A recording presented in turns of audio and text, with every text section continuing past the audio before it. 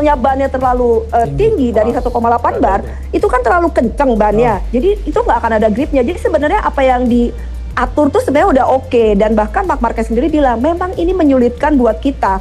Tapi dengan adanya bantuan di dashboard itu sebenarnya membantulah untuk kita mengkalkulasi harus gimana. Cuman kan ya nggak semua pembalap bisa ngelihat dashboard terus kalkulasi ngitung berapa persen, 60% dari jarak kan nggak semua ya. Jadi mungkin itu aja sih yang diperbincangkan di sini. Tapi dari pembalapnya sendiri bahkan tidak ada yang kayak protes harus gimana-gimana. Oh, lagian ini buat safety reason sih ya sebenarnya. Betul. Oke, terima kasih Madam Sirkuit. Ini Niko sama Mas Arief juga punya pertanyaan. Silakan.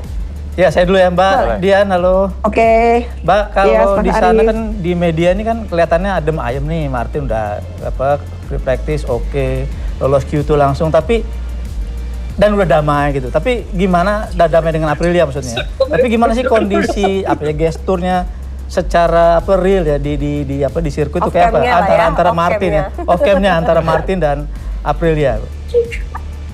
Oke, jadi kalau Martin sendiri waktu hari Kamis datang emang mukanya tuh masih dia berusaha untuk tidak menghadiri press conference. Tapi kan memang wajib menghadiri karena kita semua udah pengen ngelihat pendapatnya daripada si Jorge Martin sendiri gitu ya. Cuma memang disayangkan pertanyaan-pertanyaan dari media tuh kebanyakan yang mengulang lagi. Kenapa sih itu terjadi? Kamu sempat minta maaf nggak? Ini nggak. Jadi kadang-kadang itu tuh bikin si Jorge Martinnya juga ngerasa come on. Ini tuh kan kayak gini loh, kayak yang Pit Bayer ngomong ke Pedro Acosta. Kamu lagi ada di KTM, jangan nengok-nengok ke Ducati. Itu artinya kalau kamu udah punya istri, ya udah stick aja sama istrimu, nggak usah nengok-nengok ke yang lain. Gitu kan? Pit Bayer pernah ngomong gitu kan ke Pedro Acosta. Nah ini sama gitu loh. Jadi ketika sekarang mereka lagi mau rujuk istilahnya, terus ditanya-tanya lagi, emang dulu kenapa? Itu tuh bikin suasana tuh nggak nyaman. Padahal merekanya sih udah oke-oke aja. Bahkan si Antonio Boselli itu tuh bener-bener yang welcoming banget dengan Jorge Martin balik gitu. Nah, Jorge Martin sendiri bilang, aku tuh sebenarnya kalau punya teammate yang cepat, itu tuh malah bikin aku malah semangat untuk lebih cepat lagi gitu. Jadi sebenarnya oke-oke aja, cuman memang jangan ditanya-tanya terus kali ya. Iya, nanti kembali lagi bapernya kan gak enak juga. Iya, udah mau rujuk nanti ke pengadilan lagi. Jangan lagi, analogi yang bagus ya.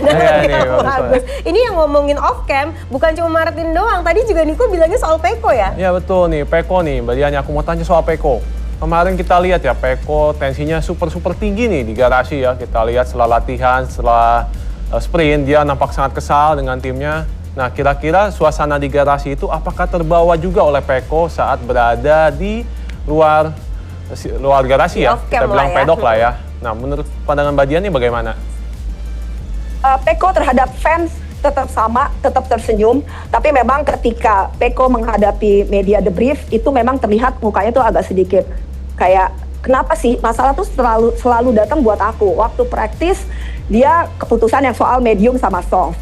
Lalu tiba-tiba dia bisa dapat pole position di hari Sabtu, tapi pada saat sprint, dia punya masalah lagi di dashboardnya. Jadi dia bilang, kenapa semua ngikutin saya sih? Kayaknya kesialan ini cuman kayak gitu aja sih. Tapi dia selalu bilang di akhir wawancaranya selalu ngomong bahwa tetap kita harus berpikir positif, ini menyakitkan, tapi kalau kita terus mikirin yang negatif, kita nggak akan bisa jalan ke depan. Itu sih yang Pecco bilang. Oh gitu, seru ya kalau ngobrol sama Madam Sirkuit, semua yang off cam itu bakalan keluar gitu, ya. Apa ceritanya. Nanti kalau ada informasi off cam lagi, kasih tahu WhatsApp ya Mbak ya. Oke. Ya udah kalau gitu, kita terima bikin kasih gosip banyak. Ya, kita gosip ya. Iya, tolong ya. Makasih banyak ya Madam Sirkuit, salam sama Saina di sana, and enjoy. Dadah. Thank you, bye-bye. Itu dia tadi Mbak Dian alias Madam Sirkuit yang biasanya ditemenin sama Shaina, anak perempuannya lagi ada di sirkuit Brno. Nah, memang tadi udah dibilang ya cerita tentang off camnya Martin, gimana wajar sih ya kalau ditanya-tanya gitu terus gitu ya kan. Tadi juga Pecco yang kemarin sempat emosional dan sekarang sebentar lagi mereka akan sama-sama mengaspal di sirkuit Brno ini. Untuk sirkuit Brno sendiri Mas Arief sama Niko punya memori apa yang paling berkesan? Di antaranya memang ini waktu flag to flag lagi jadi perbincangan ya. Marquez menang tuh tahun 2017. Iya itu dia flag to flag, kirain dia bakal keteteran ya, dia masuk ban trek basah awal terus mengering, dia masuk pit duluan pakai ban kering, terus dia bisa terbukti keputusannya tuh benar gitu, menang. Strateginya gitu. benar gitu ya kan. Itu flag to flag karena waktu itu balapan flag to flag kan ya boleh bilang baru tercetus ya. Baru tercetus lah, regulasi flag to flag ya. Sehingga ketika bisa menang dengan cara seperti itu ya ngebuka mata. Oh, bisa juga, Marquez gitu sendiri ya. bukan nama baru waktu itu karena dia udah jadi juara dunia. Iya. Waktu itu udah 3 kali ya, dia mau keempat waktu itu.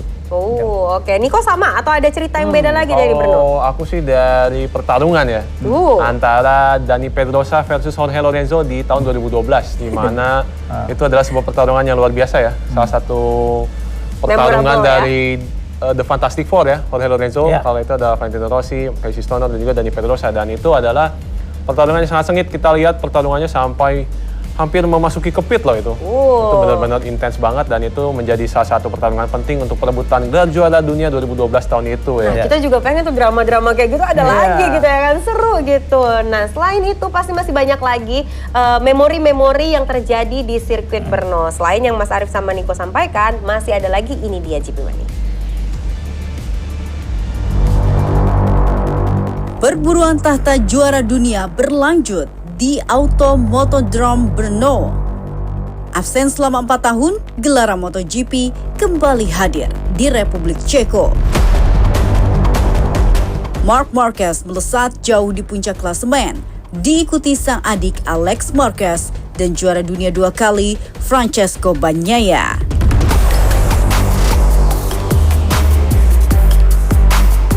Akankah Pecco maupun El Pistolas Alex Marquez bisa ukir kemenangan perdana di sirkuit sepanjang 5,4 km ini? Berikut tim MotoGP sajikan beberapa momen pilihan dari Automotodrome Brno, Republik Ceko.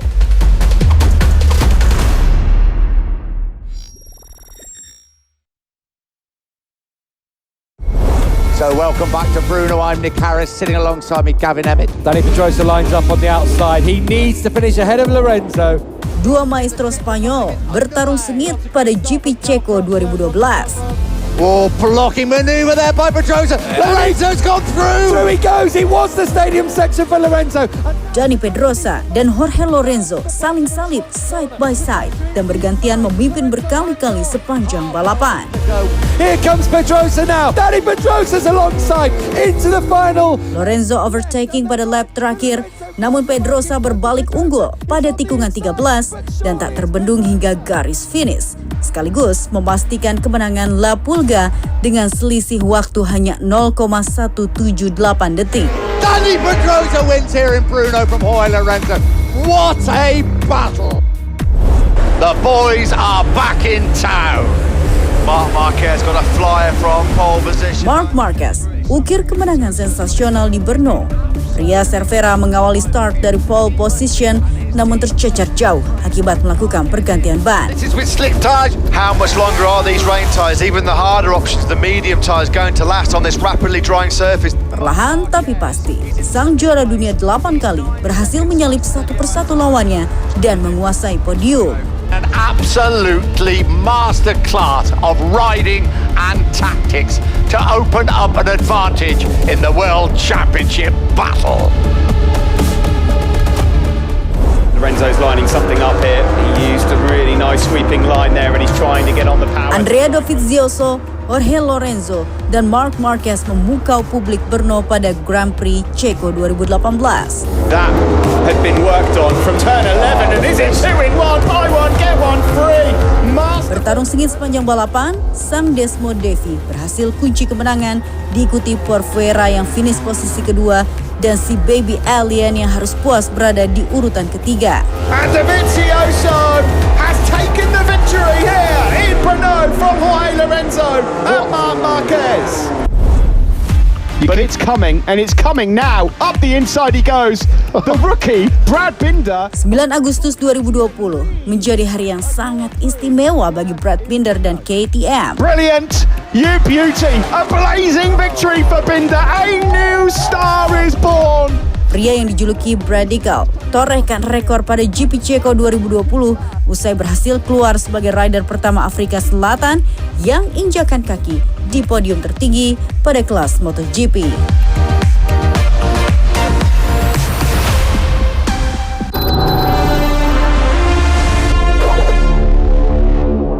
Begini apa ya? Nggak ada orang mau bongkar motor begini, nggak ada. Tidak semua air itu aqua. yang dipilih dari sumber air di gunung terlindungi, disaring bertahun-tahun oleh lapisan bebatuan, dan kaya akan mineral alami yang seimbang. Sehingga Aqua terasa dingin tanpa didinginkan. Antanin siap mendampingi aksi pejuang pantang tumbang internasional sebagai official sponsor Gresini Racing 2025. Kita minum Antangin. Badan hangat, wes bablas angine.